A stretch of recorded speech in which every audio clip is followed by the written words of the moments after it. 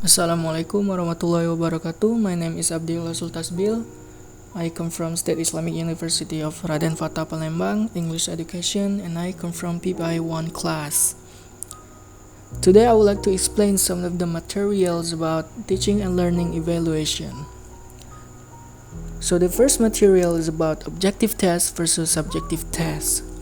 So those two different kinds of terms, the main difference in terms of test format, test score, and skills to be tested.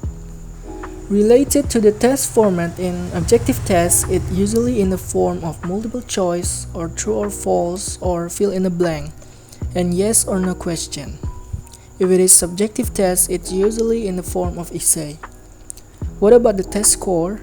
The criteria of objective test in terms of the scoring is that every correct answer will get 1 point, but if you answer it wrong, you will get 0 point. While in subjective test, it is relatively subjective, so the way to score the subjective test is based on the rubric or standard or criteria to score the test. This criteria is for a guideline because there is no specific answer in subjective test. At last, skills to be tested. In objective tests, skills that usually be tested are listening and reading, while in subjective tests, the skill of language which usually be tested like speaking and writing. Next is aspect of correctness versus appropriacy. This is a criteria that also used to score the test too. If we want to score the test, this criteria is used to test or score the productive skills. For example, if we scored speaking skills in terms of correctness, it means that it refers to linguistic correctness.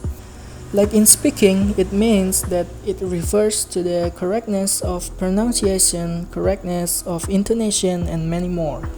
And if we talk about contextual appropriateness, it means that the criteria of scoring is determined by the context.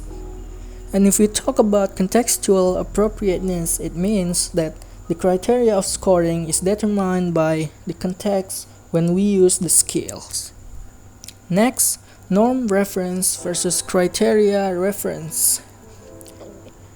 Both of these terms refer to the way to score, also to score the students. If we talk about reference to norm, it means that we score the students based on the reference to this course or others.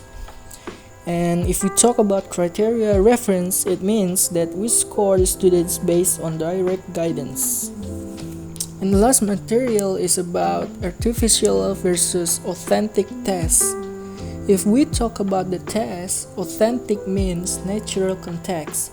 We know that if we test the language, it means that we test for language skills. It based on materials and general goals from schools across the country. And if we talk about artificial tests, it means that the skills are separated and it's based on specific materials and objectives formula by the teacher for their own class. But the benefit is we have the great care for each skills that we want to test. That's all from me. I hope you understand from my explanation. Thank you for watching and Assalamualaikum warahmatullahi wabarakatuh.